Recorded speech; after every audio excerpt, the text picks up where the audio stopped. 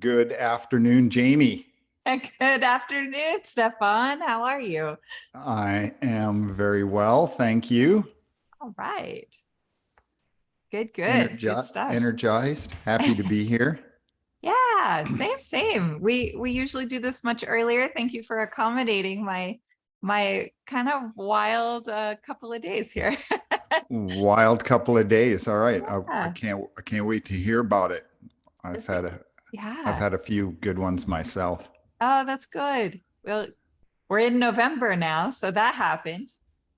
Yeah, so in November, the time of day doesn't matter in Seattle because it's gray from, let's say, 8:30 in the morning till about 4:30 in the afternoon, and then it's dark. So Nice. Nice. there's Nice. there's no difference between 10 a.m. and 2:30 in the afternoon. Oh wow. Oh, that's kind of nice. I feel like today's been like that for us here, weather-wise. Weather has been interesting. We've got blowy winds and overcast skies and snow on the mountain that's behind my mountain that I can see from my window. So Oh, that's nice. yeah. We similarly are having snow in the lowlands here, and the snow level is dropping down to 2,000 feet. So Woo! all the skiers are super happy. Yeah, it's good stuff.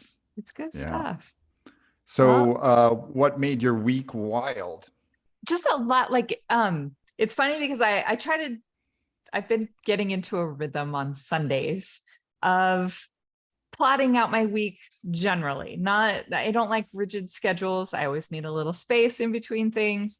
But even with that, it just seemed like things stacked right up. And then I had forgotten about a couple of things. Like this morning, we had months ago, we scheduled somebody to give us an estimate on a catio. That's a patio for cats. And, Well, now you are into the exotic category of disposable income. a catio. So they're a really amazing thing though. And it's like, it allows your cats to go outside from like almost like a doggy door, right? But it's a little habitat for them that's attached to your house. It's safe. They aren't going to go, running wild and free and get hurt, like hit by a car. I live in, the or suburbs. murder migratory birds. Exactly. So, like, yeah, the birds actually can't get in because the little, the netting or whatever is too close together for birds. But yeah, but it gives them like ladders to climb and boxes to sit in, and they can be out in the open air if they choose to be, and they can come in and out as they please. Mm. So yeah, it's really It's exciting. So we'll see where that comes in. The guy came, he looked at the space that we would like to put a catio, and measured and said he'd follow up in a few weeks because he's got a bunch of stuff going on. And yeah. Now, is this catio developer, this catio purveyor, is he an independent contractor? Is he part of the pet industrial complex empire? Is it like a Frank Catio franchise, like California Closets? I think he's just an independent guy, but he does this out in California. So he's an independent guy. He did it for himself, posted some pictures, and then people were like, "Oh, I want one of those." And he kind of took off, and now he's got a business where he builds catios. And So so he's he's the dude. expanding into Yeah. Nevada. And so I think that was where Ken actually found him, with we're always looking for interesting things for our cats and things that maybe look nice and yet are easy to clean. And that we've gone through a lot of iterations of things that don't get nasty. Like you don't want things to look nasty in your house, and yet you want your No. cats to have fun and to enjoy themselves and to enjoy life. And we have exclusively indoor cats.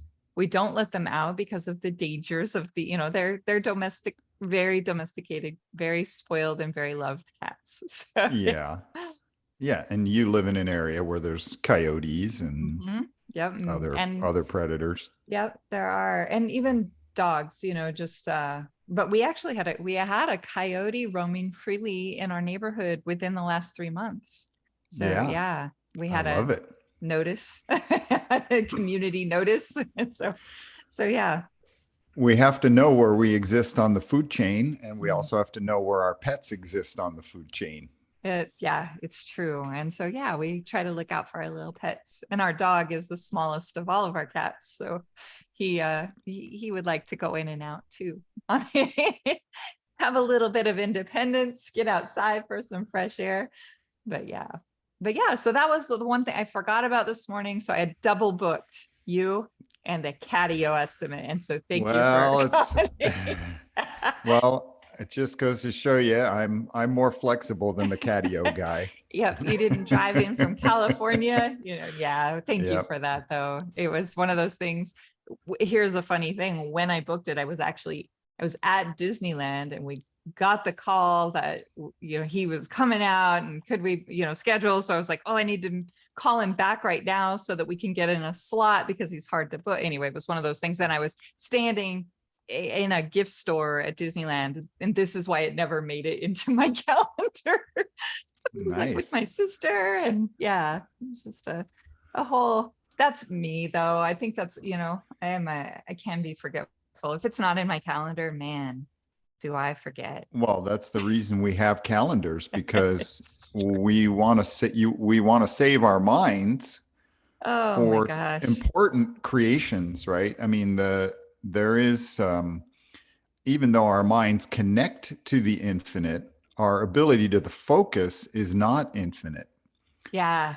Yeah. right? So we're connected to the infinite, and part of being getting older is actually being able to resolve more and more of the information that's coming in. So there's all this information coming in, and we have an ability to pay attention to all kinds of information, and that takes up processing power.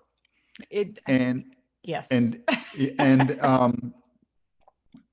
and it's like when you are it even applies to driving. When you're young, it's hard to drive because you have so many inputs to process, but as you get older, it gets easier to drive because you know which inputs you need to pay attention to, right? Like squirrels going across the road, stop signs, braking distances, how fast you can go on a certain road. And it's the same way, but if we don't use tools like calendars and stuff, there is a limit to what we can attend to.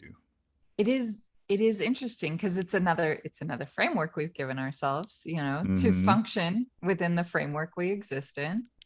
Yeah. And like, I what's funny is I feel like for the first time in a long time, I've actually needed a calendar. And I haven't needed one. I mean, other than like some basic things, right? Like, oh, I have a phone call with Stefan. Like those things come up for sure. But Yeah. I've had so much flexibility designed into my life for the past decade that now I have a lot more going on again. I've spun up more plates again that play into other people's day, right? That factor into other Hmm. people's day. Whereas like when Ken and I are doing our own thing for Picture This Clothing, for example, we can leave when we're ready to go. It's like, it's not like 8 o'clock we leave for work so that we're there by 8:30. It's rather Yes. like, I'll be done with breakfast soon. Do you want to go later? Okay. That was Yeah. kind of telling time in our life. And so it's a little, I had a few concrete things, got to pick up Zia at 2:30, and so but yeah, to kind of Well, step into this framework again in such a there's a lot more structure to it required to navigate this current landscape that I've set up for myself. yeah, sure. But it helps to prioritize, and a lot of the best creative stuff in our lives happens when we are untethered, right? Where we don't have an agenda, where we can just take a nap and let things percolate. Yeah. Well, I had a. Are there other things in your week that? Impromptu dental appointment on Tuesday for my daughter who has 1 month of braces left, like just things like that. It was just like, Oh wow. so we had to get her into the other dentist to make sure that, that he had the teeth looked right to him because the ortho says that the teeth look right. And anyway, so yeah, we just cross-checking, and then we went to the ortho today, 1 month left. And yeah, so just stuff like that. It just seemed like boom, boom, boom, boom. Um, yeah, that's been back to back to back to back. Yeah. Well, Yeah. with kids, the definitely there are other priorities. Yeah. And yep. And Yeah. until there aren't, as my sister, interestingly, her 20-year-old just moved out literally an hour ago. Wow. So congratulations to my sister and to her son, who has taken a very big first step. Yeah, that's a Yeah, big deal. it is. A- It's a And did he move out of his own accord? Did he yeah, have it? Yeah. yep. He let Wow. her know about 2 weeks ago, and she was kind of like, what? He's like, hey, by the way, I'm moving to Sacramento, and they live in New Mexico. So I mean, they lived in Sacramento before. He and some friends from there decided they're going to get a place together. So they came out to help him load up a U-Haul, and they're driving. They left an hour ago. Wow. So I was like, whoa, this is like huge milestone. Yeah, I just think of the Beatles song, She's Leaving Home, right? Wednesday Yeah. morning at Yep. 5 o'clock when the day begins. Yep. Well, so now tell me about your stuff, because I've gone on and on. Well, on Friday, we've been waiting. Our company, Where Next, our agency, we've had our hands. We've been working on a deal that's been several years in the making, Oh, and wow. literally 1 year of actual work and composing a tender for a giant deal that will allow us to do quite a bit of incredible work over the next 5 years, That's guaranteed. amazing. And it fairly increases the value of the company by at least a factor of five, just this one deal. I mean, That's great. it is a historic deal in a number of ways, not just for our company, but for the agencies and the country involved. I can't talk about it in detail because the funding entity actually, until all the paperwork signed and the funding entity issues a press release, we have like a 48-hour embargo. Yeah, So that's on being able to talk about it. But what I noticed happened because there has been all of this, we have done so much work and put so many eggs in one basket and risked the health of the company, the financial health of the company, to ensure that we did our best job to get this deal and to get the best people to be able to execute this deal and do the research. Um, there's been a lot of tension. There's been a lot of loss of sleep, not necessarily for me, but for the other founding partner. And the moment we heard that the deal came through, I could just feel the fear and the oh, tension dropping away, right? Like I yeah. could just feel it. All of the defensive mechanisms, all of the imagined defeats, all of the fear of bankruptcy or collapsing the company, all of that fell away. But then I could also feel that some of this um, street smarts, what the words that were used were street smarts and keeping your head on a swivel and having a planning for the worst. All of those things still remain, those frameworks, Sure. the psychology. And there were arguments for maintaining that psychology. Interesting. And what I had to argue for, the point of view that I had to argue was that we are no longer in that position, in that place in our company's history, in our personal history as executives, as company founders, as managers of teams. We aren't in that place.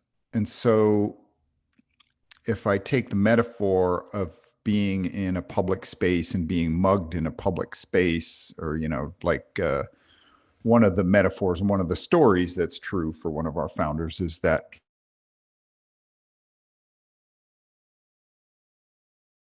out of the woods in central.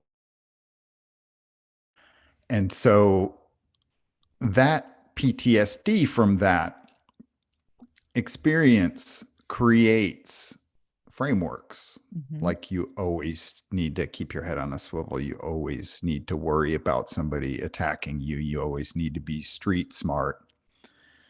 But the fact is we are no longer wandering in the woods, in the jungle with our company, nor have we run the company into the ground or actually been close to bankruptcy. We Yeah. have hedged against it, but all of the motivation that leads to the hedging and the plan Bs and the worry are imaginary because they have never happened. Similar things have happened, like bandits coming out of the woods.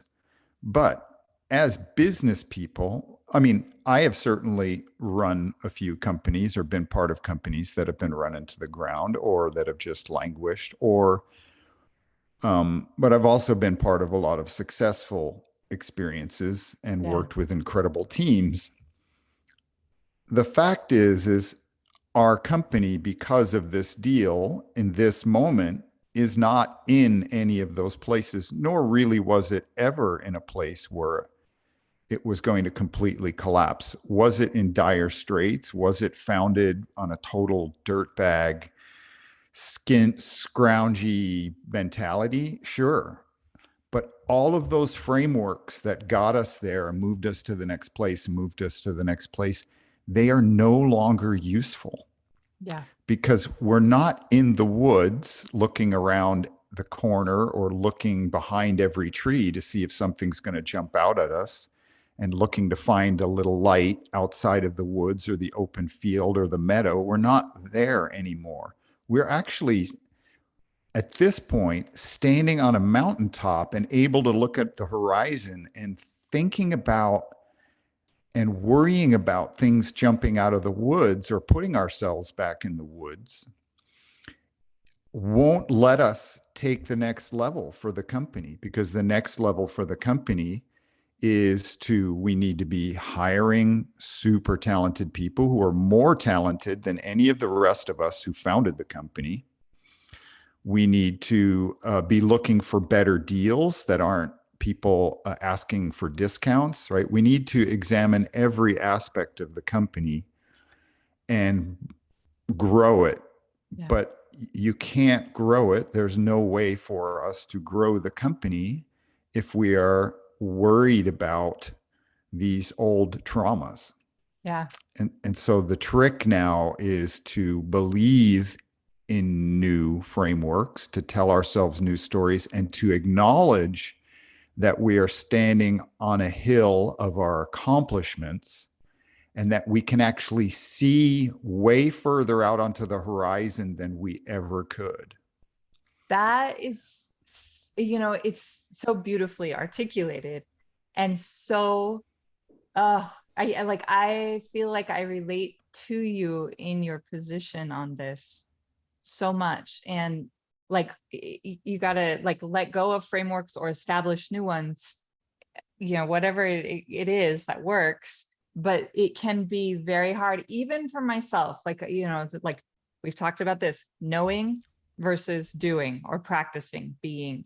Like there's sometimes an awareness of it, but actually subscribing to it and making it normal, there's learning curve and there's an adjustment period. And man, there's so much of what you just said. Like I don't know. I have so many parallels in different aspects of my own life in feeling like that. And sometimes I'm the one that is like, hey, like, we don't need to worry about that anymore because everything's good. But sometimes I'm the one that's the holder of fear. Oh, well, this happened in the past. Like I get stuck, and so Mhm. I want to be cautious because this might happen or that might happen. So with ventures that involve like Ken and I, for example, sometimes he's the one that's, I love it. He's the one that's like, yeah, we got to just no fear here. We got to go forward. Don't worry about what if. Let's just cross that bridge when we get to it. And sometimes I'm that person,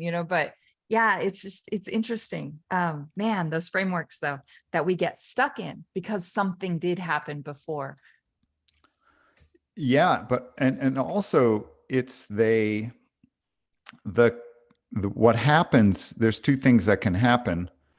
One, you create you create a climate that does take you back into the woods, Yeah, right? The subtlety, what happens is that feeling or that fear, the subtlety of that fear infiltrates yeah, it all infects. interactions, Yeah, right? Yes, it infects all interactions with potential new clients, with existing clients, with partners, and it also infects people internally and the yeah, level of belief that they have in the company. And so again, the trick is to acknowledge that every day, every place we are in is new, and that we have risen to a new place where we have a better view and vision, and we need to turn our attention to the new horizon, all of our attention, because yeah. that's the only way to keep moving out onto the landscape, onto this new landscape. Yeah. And to keep Be- seeing what's out there and what's bigger. And the name of your company is Where Next. It's exactly. what a beautiful, spirit that embraces that, just the name. Yeah, and we've done a pretty good job of it, but every time we accomplish something or we grow, we have to re-examine Yeah. how we got there and what we what we don't need anymore, Yeah. right? And what we want. And really we need very little of what got us there. It's very true. Right. It, Especially we need none of the fear-based motivations that got us there. The fear-based motivations were just a distraction to make us feel like we were in control, yeah, right? Like that we would have more control if something went outside of our expectations. So man. now we have shared our, and there's a lot of people in the company who didn't know that we were working on this. A lot of this was happening behind the scenes. And also a lot of this, we have a lot of new people who had no idea until, internally we announced this. And then Yeah. probably sometime, maybe by Friday or maybe early next week, we will publicly be able to announce it. But I noticed immediately how telling people that we are now standing on the mountaintop, metaphorically, completely changed their attitude about the company and their immediate level of joy and pride and understanding that if you want to be working in this digital media creative space, certainly in Colombia, at our office in Colombia, they now understood that there's no better company, that they just, not that they knew that to begin with, but they might have felt that we were a cool company. But now this particular deal is a certification of everything we've tried to be, right? Because money talks Yeah. It's ultimately. true. It's as much as I hate that it does, sometimes it does. And it's a language that's universal. And Yeah, it's energy. It's energy. It's a load of energy. It will allow us to do a lot of things. But in the marketplace, money talks. yeah, And well, so, and you're talking about hiring the best, and I mean, that's how you get the best, right? We know that Yeah. we've hired many people in past experiences, and yeah, you want the people who are going to do this stuff, you got to be able to pay them their rates, and Yeah. But also you have to be able to offer them other things mhm. Yeah, there's an like aspect of like well-being. joy, Yeah. well-being, creative freedom. Well, and that's very much like my focus right now with the current thing I'm working on is this company values those things enough that they were like, we need help so that we can continue doing all the things that we're trying to do. We need somebody to be able to focus on this. And that's me. And so I'm so honored and excited to be participating in that, for somebody that they actually just, this company I'm working with, acquired a company out of Portland recently. And, when you were talking about like, it comes as a surprise to some, it's like, and some people, the people who are working on the deal know about it, but the rest of the company doesn't know about it until it's publicly announced. And like they might Yeah. get an hour's notice, is like 1 hour, this is going to go public and we've been acquired. And there's a lot of feelings, a lot of like, what's going to change? There's a lot of fear. Who is this corporate company? Are they going to change our culture? And I was a Yeah. part of Zappos when they were acquired by Amazon. And I remember like going, what does that mean for me? Yeah. Anyway, those experiences can shake things up, but I think your ability to reframe it, and that's been kind of a theme that's recurring throughout my own week. There is the word reframe keeps popping up for me. And I think your ability to do that is like, hey, we're standing on top of the mountain now. Like, let go of this and the forest. Like now it's look at the view from up here and look what's possible from here. Right. And that reframing, it helps. It helps a lot. Yeah, and the trick is the letting go. Like, how do people let go of these old patterns of fear And how and do they? worry? Because I know, even for me, like I feel like I'm good at letting go of some things, but there are things I sure cling to. And I don't have answers or reasons to why, but the practice of Well, letting go is, I guess, well, awareness. it is a practice and it is a mental discipline, and we have all these tricks. There's the Sedona method. There's Sure. EFT. There's tapping. There are all kinds of things. But after a while, there's biofeedback. There are many different ways. But for me, what I found is self love, acknowledging acknowledging the fear or the non beneficial belief system, Yeah. and then deciding that I can let it go, that I know I can let it go. And so even if I just start with the belief I'm going to outlive this fear, Yeah. right? Even if I just start with that, if I start with that concept, I am going to outlive this fear. Well, what's the difference between outliving it at some distant point in the future or letting go of it a year from now? And then if I can let go of it a year from now, then Why what's the not now? difference between that and 20 days or 10 minutes or right now? There's no difference because again, time is an illusory concept, right? It's Right. made up, it's arbitrary. All we have is this moment right now, and all of the collective beliefs and all of the collective patterns that are accumulated in our mind. And we can sit there and go, oh my gosh, I have this fear. I have this fear. I Yeah. have this fear. It's blocking me. It's blocking me. And I can Then just yeah, it's keep going to looking keep at it and doing it. looking at it. Don't look at the pink elephant. Yeah. Right. Don't think about the pink elephant. And I'm doing that over and over versus going, I love and I know I have this fear. I love and accept myself. And I know I have this fear. And I know I can let this go. and I want to focus on something else. I want to focus on whatever the opposite is, Yeah. right? Being kinder to myself, believing that I deserve better business people to work with, believing that I deserve a great income, believing that I deserve to work with clients who are fun and doing things that have greater meaning. All of these things, just focusing on anything. And again, that's just a mental discipline and understanding that there's no difference between letting go of something now versus letting go of something a week from now. It's just mental, it's just a decision, and it is a point of focus.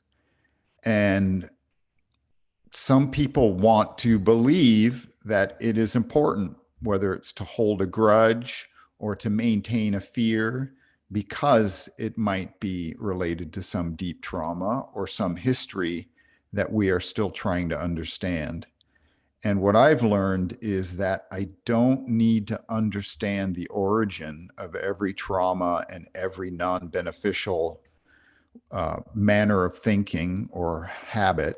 I don't need to understand where they came from. I just need to change my focus to things that I want more or things that I want to be different in my life. I think, yes. Yeah. I was gonna say, like, early on, the thing that the awareness, the thing for me that like that works. So, you talk about like different methods, and it's the awareness for me. Sometimes I'm not aware that I'm in a framework, that I'm confined, or that I have a fear that I'm carrying. Sometimes I'm very aware of it, and it's then. But once I have the awareness, right? Once I have the awareness, it's like, okay, fear. I know I've written a blog post on this some point in the past too. It's like, okay, fear, like I see you. And are we going to hold hands and walk through this together, or do I move freely without it? Sometimes I feel like I'm just like, okay, like I see you, I acknowledge you, you're there, but I still got to get this done. And then I'm able to move, right?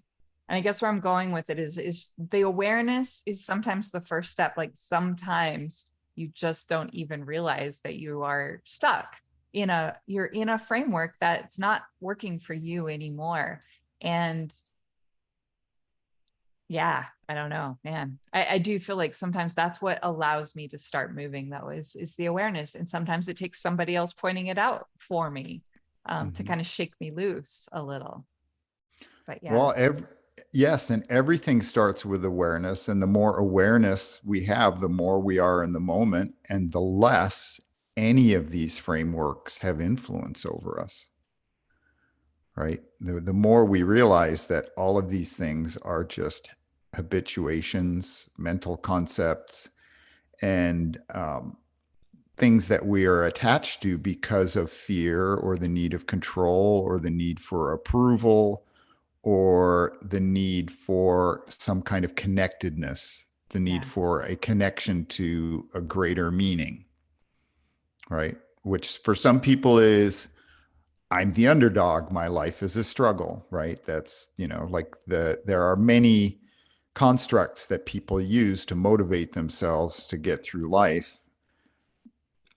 But ultimately, if the more aware we are, the more we are in the moment, the more we can be, and the more we can make decisions based on the moment, based on who we are, not who we think we are. and that's a big difference.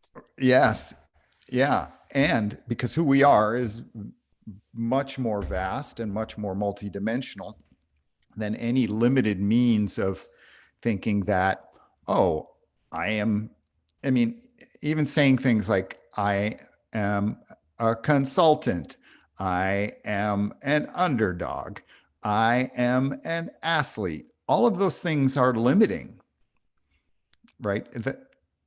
They have, they are constructs that create a connection or some kind of bucket that makes things manageable, but they don't approach, they just limit the vastness of who we are in any given moment.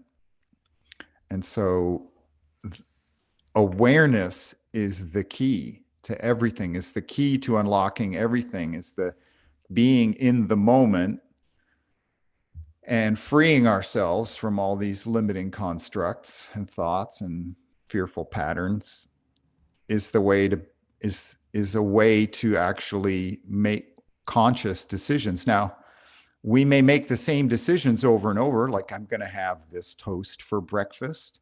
I'm going to have this, right? I'm going to go do my walk. It doesn't mean that life is chaotic or unmeasured. It just means that decisions are being made in the moment, that it is a thoughtful process. It's not a mind, it's not a habituated process. It's one that where you get up in the morning and you might say, just like you did today, and say, oh, I want to do this and I want to do this, and it's going to work out because you were conscious of everything that was in front of you, right? Yeah. You were in the moment, and you were also weren't worried about, or I would posit that you weren't too worried about embarrassment, confusion, Right. right? Any of those things. It was just like, this is what's happening. Let's change it. And in the same way for me, it's like, oh, this is what's happening. Let's change it. Let's change it. And like, it's interesting because sometimes it works out so well and other times it's a real challenge. And I'll share a bit of a challenge that I had to work through. This one took me a while to work through, but I think that, like I was engaged in a legal, I don't know if it's a battle is the right word, a legal predicament for, oh man, from what, 2013 until 2018, a very long wrongful death suit. And when it ended in my favor.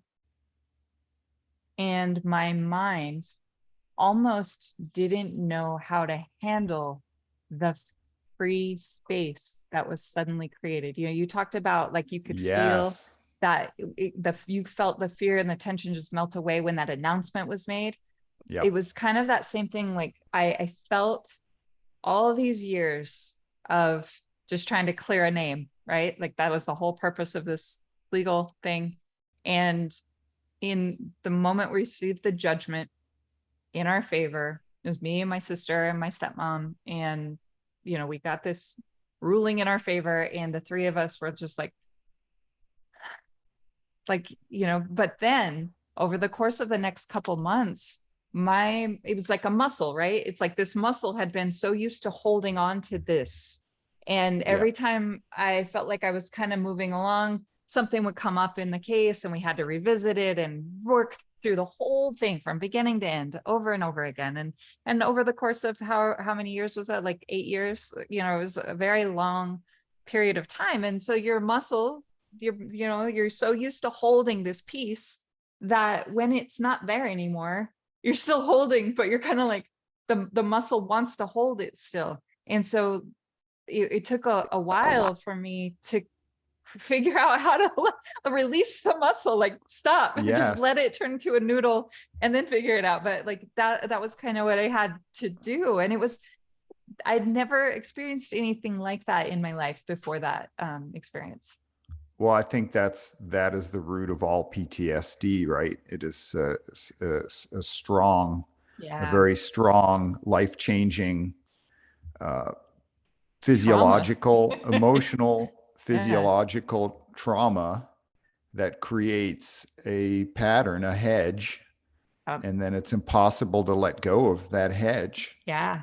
And we do this as a society, we do this with belief systems and frameworks. Like this is what we do, right? We hold on to Mhm. traditions and that we don't question. We hold on to belief systems that we don't question if they're even true or valid anymore in this day, in this time. Yeah, And like pumpkin spice lattes. What the fuck? I love that that's become a thing. It's hilarious, but that's what I love. Somebody had shared a photo of a auto shop. It was like pumpkin spice brake pads now are now back in season or whatever. It made me laugh. But yeah, it was yeah, we decide, we choose. Somebody picked that, somebody really Yeah. thought about, what's the most fall flavor in the whole world? Pumpkin Yeah. spice. And yeah, it's just like, yeah, that's such a great thing. But yeah, once you create it, you create this framework, people fall into it. So Hmm. create the framework that you want and people will fall into it. Like, hopefully you fall into it if you're creating it. It's like design the framework that you want. And that is one thing that I have gone through repeatedly in my life Yeah. is I don't like this situation. I'm going to change it. I don't know how. I'll figure it out as I go. And Yeah. I go and it works out. And, but at some point there was a conscious decision to let go of what wasn't working and decide Well, that I had the means to figure it out. yes, and it demands that you constantly be aware of which framework you're actually in and what you're doing within that framework and where you want to go. And the trick is in this kind of material, this kind of linear manifesting, right? Because that's what frameworks are for. They're for either manifesting some kind of security or material thing or some kind of social reward or whatever it is, but um, they're there to get us something.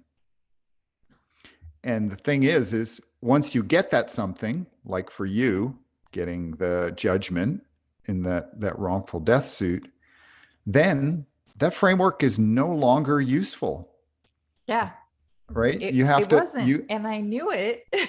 Yeah, and so you have to create a new one. And this is the thing about this kind of linear kind of creating is you have to be aware and you have to constantly be making choices. But the best choices happen in the moment outside of the frameworks because that's where you're the clearest, that's where you're most aware, that's where you're not beholden to the framework. And ultimately, if we do a good enough job of continually standing atop the mountain, the next framework, the next mountain, after a while, we will realize that we don't even really need the frameworks. We just need the awareness. That's, I was just, as you were talking, like the thoughts in my mind were, well, where do I start? Okay, so you talked about the space where you like the space outside the framework. Let's start there. Okay, so the space outside the framework, as you were saying that, I was like, well, that's basically like what some people might associate as meditation. That you're creating a space outside the framework where you let go and you just kind of like, and for me, I've never found a meditation technique that really works great for me other than awareness and conscious decision making and taking Mhm. action with vision and with, and maybe in a way that is some sort of meditation. I don't know what that is, but it's awareness. Well, yes. Well, the thing about meditation is for most for most people, meditation is just another form of It's another thinking. framework. it's another It's it's another another form framework. of it's another form of thinking where you're sitting there watching your thoughts and Mm-hmm. thinking, right? You're thinking, you're going to this place, I'm watching my thoughts, I'm thinking. And there are any number of other practices, whether it's sports or whether it's just being quiet or whatever it is. And I wouldn't even say outside of, I don't know if it's outside of the framework because reality includes, well, no, actually, I would say maybe the characterization of outside of the frameworks because the frameworks are a construct, right? They're not real. They're just a picture painted to organize what our mind believes or what our right? They're a way of building a structure around our thinking that gives us some kind of comfort or gives us some kind of accomplishment or acknowledgement or connection to something of meaning. And so we don't really, the creating new frameworks isn't necessary, but being aware is what frees us from all of it. Yeah. Oh man. It's funny because at some point during have you ever seen the movie Adaptation? Not that I remember. Okay, it's got Nicolas Cage and That I would have remembered if I would have. um yeah, I'm trying to remember. Meryl Streep is in it. It's an Whoa. interesting movie. Like it's a little out there. It's not for everyone. But in this movie, Nicolas Cage plays the screenwriter Charlie Kaufman, who is a real person, but he also plays his twin brother Donald Kaufman, who's not a real person. But like, so it's a fictional movie that contains real life characters, and it's a story, and it really bizarre unfolding. But there's this dialogue that happens between Nicolas Cage and Nicolas Cage playing his twin self brothers of Charlie and Donald Kaufman. And I know I'm probably gonna not do it justice here, but like this dialogue exchange to me is worth the whole movie, whether you appreciate the rest of the movie or not. But this one exchange, they're just talking, and like Charlie Kaufman is sort of like the negative curmudgeon brother, and Mhm. Donald is more idealistic and hopeful and optimistic, right? But Charlie says, he's like, I remember this time that we're in high school and you were talking to Sarah Marsh or whatever her name is. And he's like, Donald says, oh, I was so in love with her. And Charlie says, I know you were flirting with her and she was being super sweet to you. And Donald's like, oh, I remember that. And then Charlie's like, but was like when you walked away, they started making fun of you and laughing at you. And um and Charlie was like, when I saw that, it felt like they were laughing at me. And he was hurt by that. But he's like, then he sees his brother, go in the other direction, just so happy. And he's like, but you didn't know at all. You seemed so happy. And Donald says, he's like, oh, I knew, I heard them. And Charlie's like, well, how come you look so happy? And Donald is like, because I loved Sarah. And he's like, that love was mine. I owned it. And even Sarah couldn't take it away from me. I can love Yes. whoever I want. And then Charlie's like, but she thought you were pathetic. And he says, what does he say? He's like, that's her business, like not mine. You are what you love, not what loves you. And that's what I decided a long time ago. And that's how he keeps his like positive outlook. I mean, it's just Yeah. like, you are what you That love, not what loves you. that is beautiful. And that is a mental discipline. That's beautiful, Yeah, I love it. right? Like somewhere along the course of this conversation today, that dialogue came back, and yeah, that was my favorite part of that movie. It's really the only thing that I remember about that movie. Well, and that I think that's most people have or many people have a misunderstanding about love because of media, movies, chick flicks, Sure, right? princesses and prince charmings, and all of this. And so people think that the most important thing about love is to be loved, right?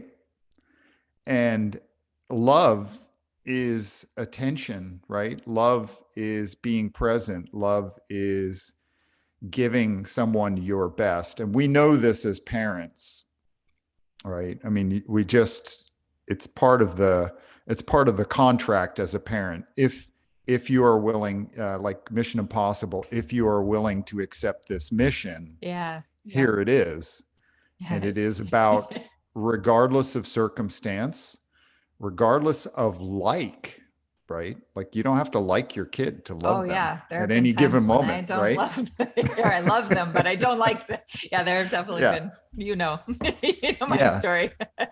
Yeah. And so we all have that, but the concept of love is, in its highest sense, is about attention, a purity of attention that has no framework around it, right? Yeah. There's no judgment applied to it. It's just like, I love this moment. I love these people. I love this place in the outdoors.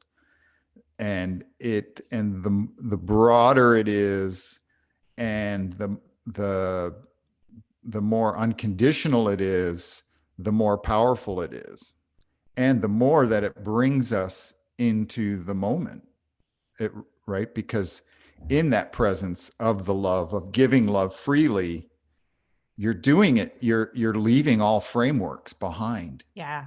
right? Yeah. Because there isn't, it isn't conditional, right? You're just That's, giving it. yeah. Oh man.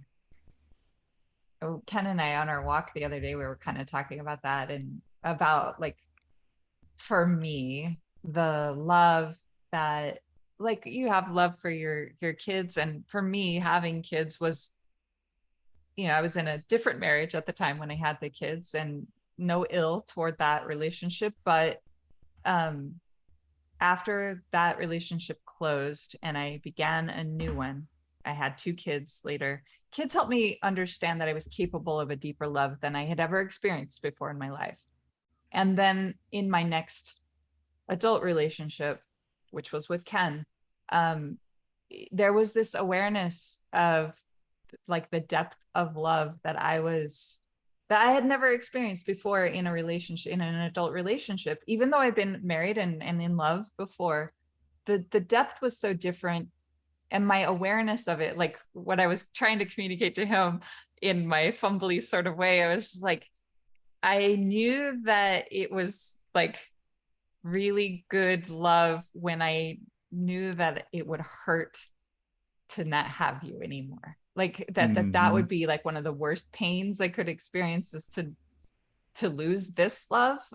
Like if and I know that that's a framework in itself too, but it Mm-hmm. made me feel really good about the love that I felt, if that makes sense. Like Mm-hmm. this is really good because I know that if I don't have it anymore, it's gonna hurt. It's gonna suck. Yeah, uh, I remember having those conversations with my pal Durkee in his last couple of years, yeah, because I knew his health was in dire straits. And so every moment I had with him was so loving and so fun and so present, yeah, that I really enjoyed it. And we would talk about how much it sucked, or it will suck, or yeah, it would suck when he was gone.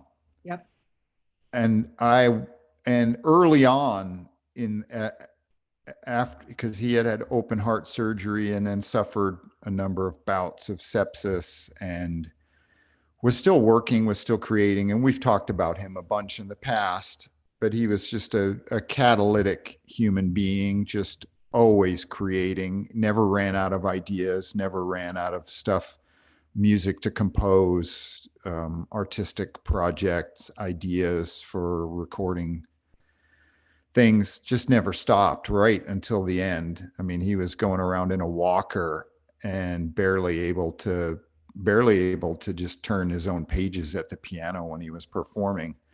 But we spent all this time just hanging out. yeah. Like, I would go over to his place and just bring a mango, and we'd cut up the mango and just sit and eat the mango because they tasted so good. I love that.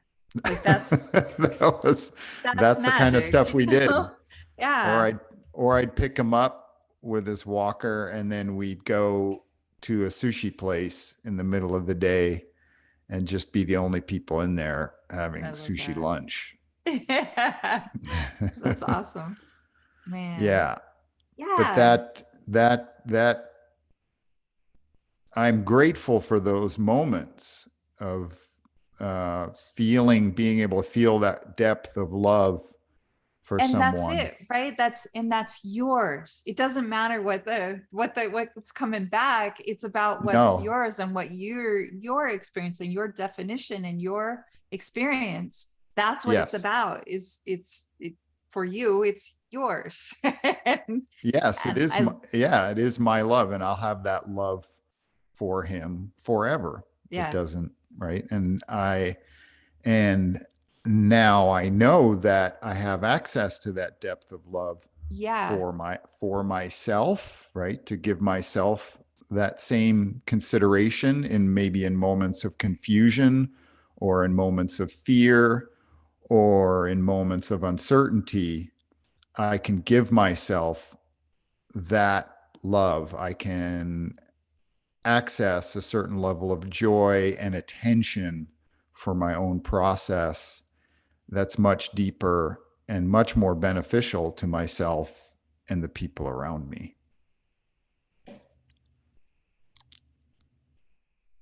yeah.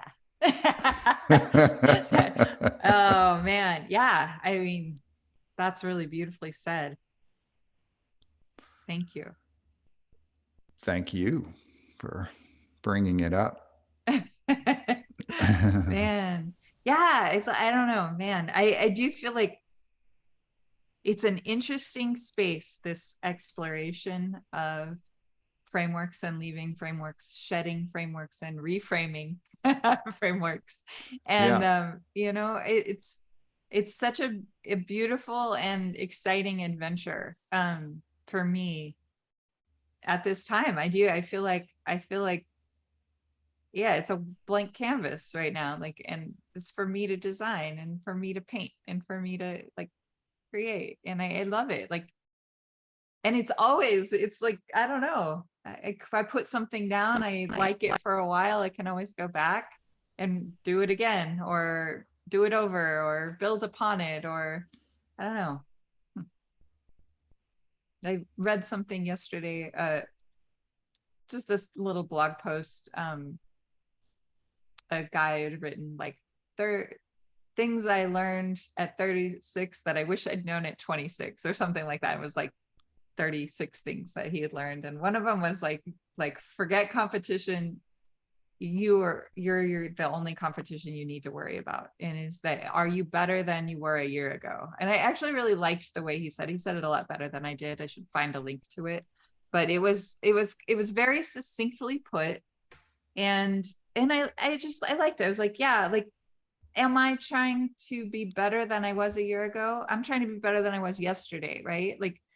Like you're constantly moving and breaking down the things that defined you yesterday and the things that defined me yesterday, and how can I let go today and start fresh, and what do I want to get out of this day? What am I going to squeeze Yeah. from the fruit of today? Well, and I would say, what if we could let go of even the idea of what better is and Mhm. just decide that I am everything at this moment? I am everything that I can be. If I am present, if I am present and aware and filled with love, I am everything I can be in this moment. Now, is there potential that I could be distracted and be, pushed off the top of my mountain? For Sure, but sure. if I don't even have the constructs of mountain or linear or better, and what if I am just being and being is enough and being present in the moment is the ultimate, then what do I have access to? Then I have access to the ultimate freedom for myself, which is I could do anything. Now, obviously, in the linear material world, I have put myself in this place, in this condo, in this city, working with a certain number of people and certain types of people. And is that just a habit or is that an everyday choice? Am I aware that it's an everyday choice and that I could fire myself from my current course? Yeah, Okay. you can Right. change it anytime, right? Like you could I remember having Yeah, after I lost my dad, I remember going through a period of like, do I even want what I have? Like, do I even want all of this that I've built for myself? Like, it served me well until now. Does it serve me still? Is it still the path? And if it does, how and why? And like Does rethinking it those matter? things. Yeah, does it matter? And while I have kids, I decided that while I have kids, yes, like I feel like it's my responsibility. But even then, like, and I remember being at the point where I was like, even if I lost it all, we would still have each other. We would still figure something out. I would Mhm. make something happen. And I think I let go of the idea of what I've built as a thing that locks me into it. It's not a thing that locks me into it. I am not beholden to this home.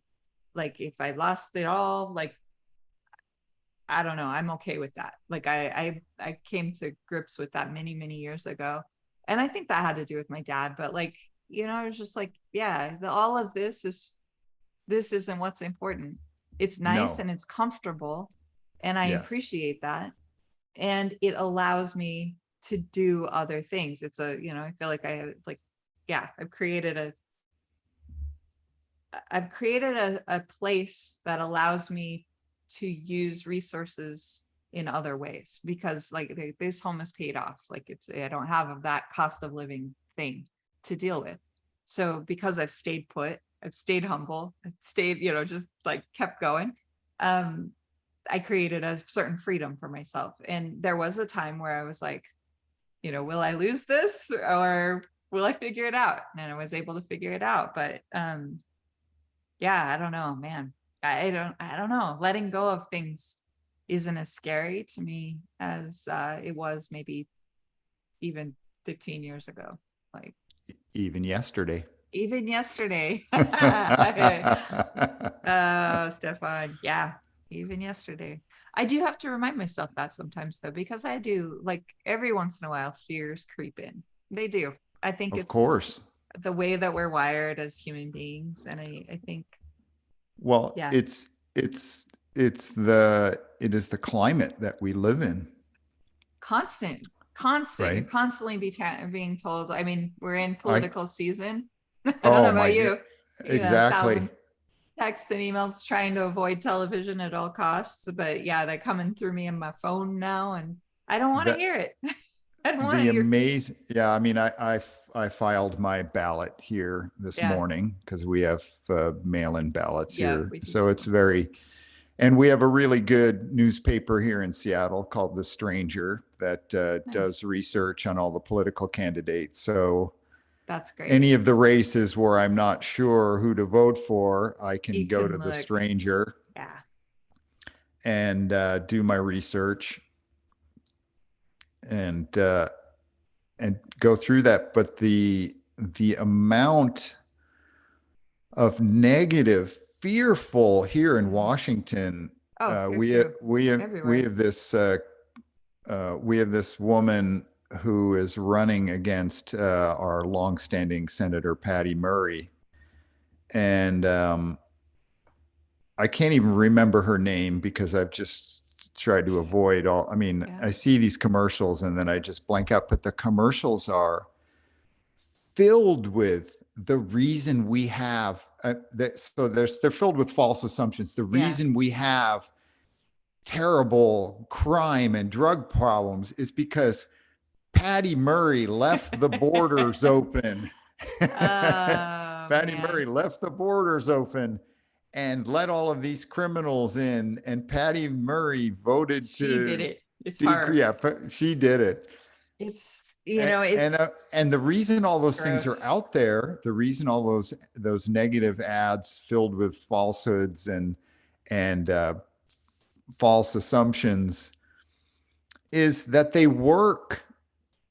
The only reason they use ads like that is because they work. They trigger people's fears and people buy into the stories that help them justify their fears about why we have drug problems in Washington, Yeah. why we have insane crime, children sniffing. Like I've seen like commercials like children dying of fentanyl overdoses. Gosh, like, yeah, the fear, I think the fear in the us versus them is just so exhausting. Like it's like Yeah, I do my homework, do the best I can, try to be involved to that level. Not passive, but yeah, it's just, it's, that's not what I want in my life. I don't need that. I don't understand that as fuel. It doesn't make sense to me. It doesn't fuel me. And it's, yeah, that's where I'm at with that stuff. It's like, nah, thanks. yeah, Stop. turn on, yeah. turn on the But stop it is a texts. place where people, that kind of uh, blaming, Mhm. passing the buck, that kind of, Finger pointing and mudslinging. Yeah, it's yeah, the ugliness that I don't want to be a part of. I don't like it. yeah. I But it prefer takes, gratitude. yeah, but it takes a large portion of the populace away from creative, productive It really thinking. does. And that's the thing that I think, I think maintaining, we talked about awareness. I feel like that's kind of a running theme through today is awareness. And it takes awareness to question things, even if you think you believe them, question them, but then to question yourself and ask yourself, like, what do you want and what are you putting out there? And how can you do better? And that's it. Like, that's what you should be focused. Now, I'm not going to tell anybody else what they need to be focused on, but that's what I choose to focus on, is like, I just want to do better, and I want what I create and put back into the world to have good energy and good meaning and good purpose. That's it. Like, it's a simple thing. But I mean, even when we started Picture This, right? Like, Picture This clothing was always about trying to share a feeling, an experience that I had with my daughter that Ken Yeah, witnessed and went, whoa, we should let other people experience that. That's what that was all about. And we did that, and we've been able to do that for many years now. And like, all of that 100% is about putting that positive experience back into the world in as many ways as we can, and to allow other kids to experience what Zia experienced when she put on something that she had designed and was like, whoa, I'm wearing my imagination. It was all about the positivity, right? And that's, I think that's my point. It's like, even my coffee doodles, right? They're yep. all about, it's about working through stuff and trying to be a little better than I was yesterday. It's not about picking at people, and I don't want to do I, that. I don't have time for that. I think I want to explain for people who are listening that Picture This, when Jamie says picture this, it is a clothing company that allows people, many of them children, to design their own clothes. It started out with dresses. There's t-shirts. There are leggings. There are other Venus. Venus. beanies. There are, and all of these things are based on a template that someone can print out. They can color in. They can make any kind of art they want as long as it is on this template, and then take a picture of the template, and then that template gets printed and cut and sewn on demand and shipped back to that person as their custom garment. And the joy is in that children don't imagine when they're doing the coloring that they don't necessarily get that they're going to get a piece of clothing that they can wear and be proud of and show, and the joy that is present when the kids get their garment That they designed. And, that they designed that. they're like, And what? Jamie's daughter's quote was, "I am wearing my imagination." With great enthusiasm. And Yeah. it And is magic. that yeah, it is magic. And if you look at the Picture This feed, you can see the joy and the pride and the absolute love that children experience when they are wearing their own garment, or when they're wearing, or when their grandma or grandpa or their mom or their teacher or their friends are wearing a garment that they designed. And so it is a fantastic trick that gets perpetrated on every single person who makes uh, a picture of this clothing garment. And I think your way of characterizing it, it's not the product you're sharing, the product you're creating is the feeling It's the of experience. creating. It's the experience of creating. And it really is a very pure in that regard.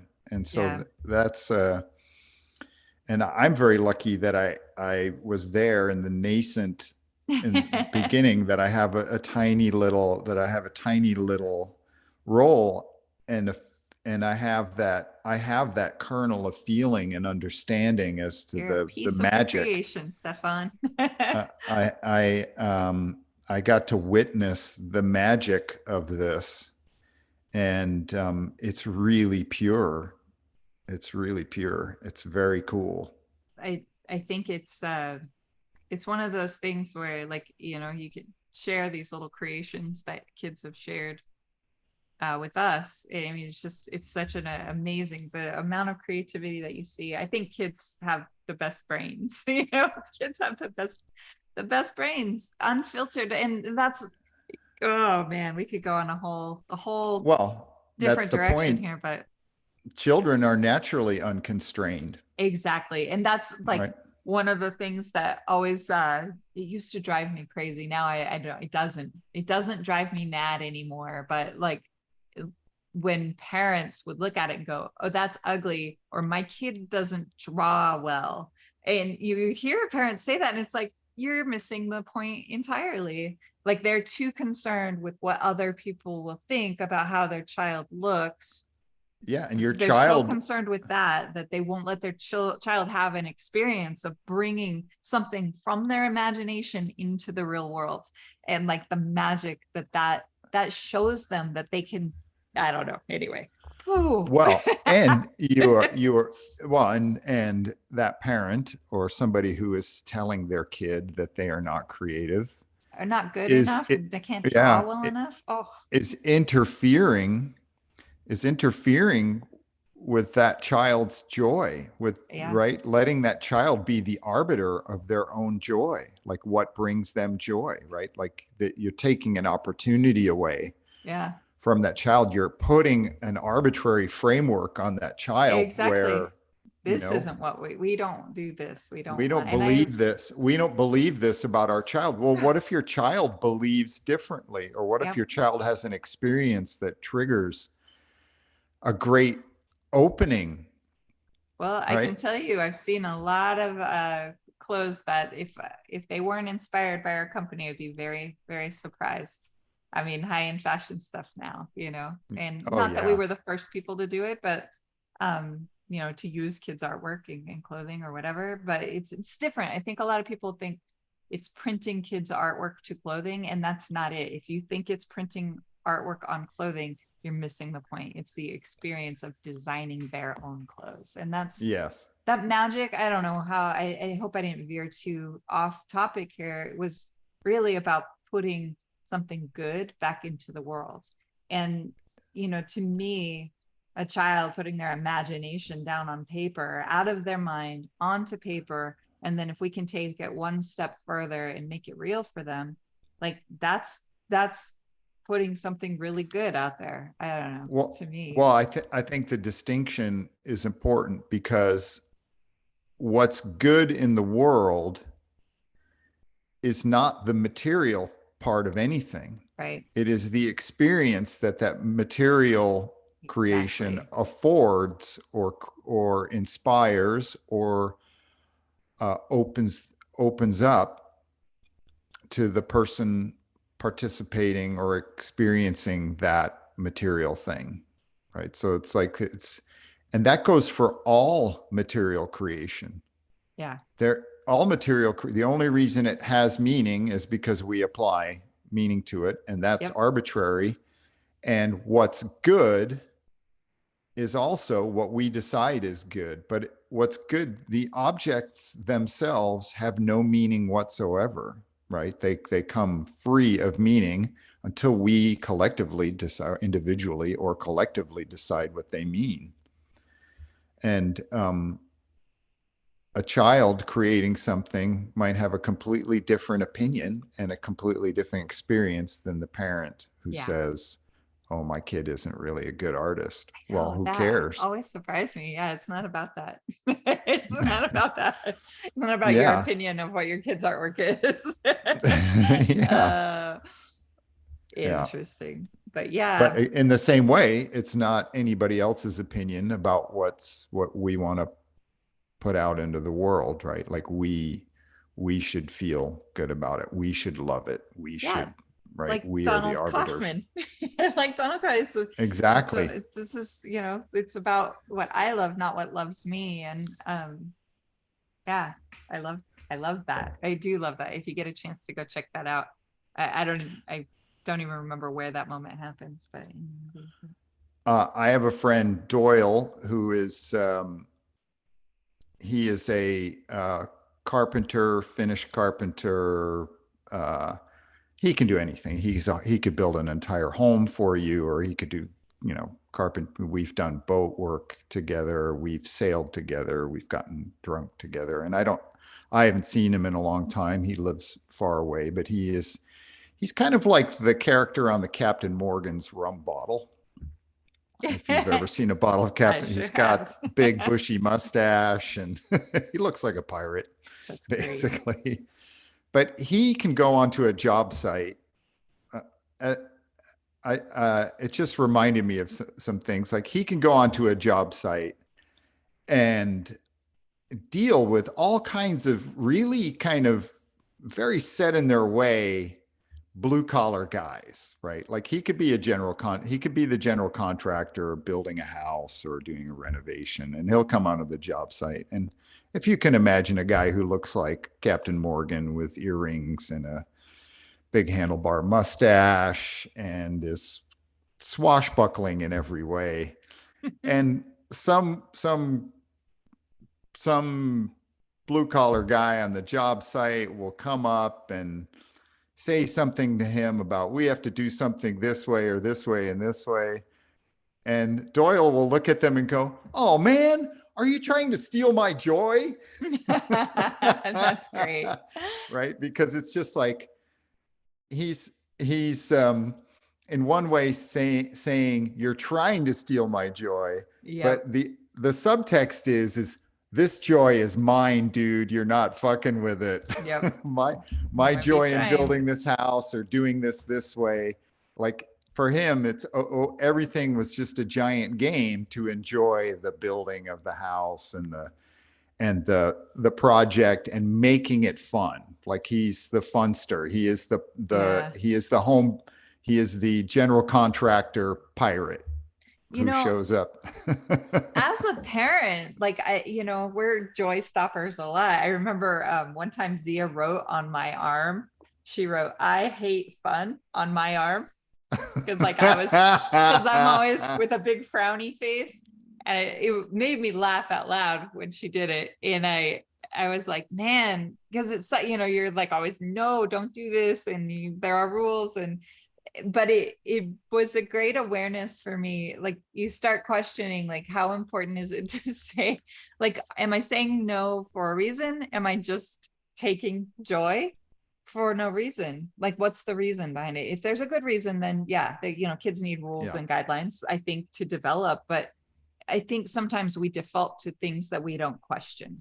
And we should sure, question. We should question our traditions. We should question how we were raised. We should question sure, how and to, yeah, that comes back to awareness, exactly.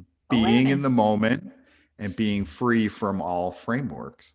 So that Ta-da! so that so that our decisions are based on the present circumstance and nothing else, right? Like Exactly. is right the what is happening right now and what is the right decision. This And moment. if it is based on a known framework, at least it is a conscious decision Yeah. versus something that is unconscious or just based on habit. Yeah. That's why I think like slowing down and thinking more is actually, if you have an awareness now, like you want to put it to practice, think about it. Think about it more. Well, and then stop thinking about it and then just decide what's right. Decide what. Oh man. I feel like we came full circle on that one, like in a really nice way. Yeah, well, it started with realizing that I think at any given moment we can be, I mean, if we use this metaphor on the mountaintop, being on the mountaintop is ultimately just being present, Yeah. Aware, right? And once seeing. being, and so being present, seeing, being on top of the mountain, that's something we can have at any given moment if we let go of enough stuff, of Yeah. enough non-beneficial belief systems, enough habits.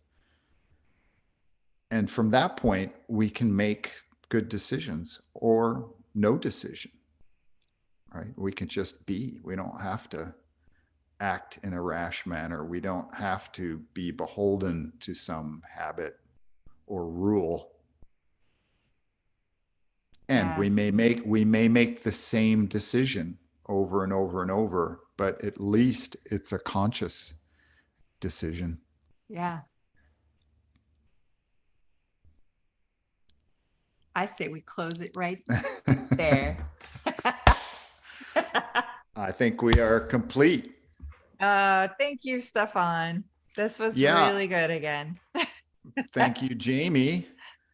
And maybe if we could stay on after we stop recording and do Yep, a little follow up. But absolutely. I really appreciate that we get to do this every week and traverse this wonderful landscape that we call unconstrained. Woohoo! Until next week. All Till next week. right. See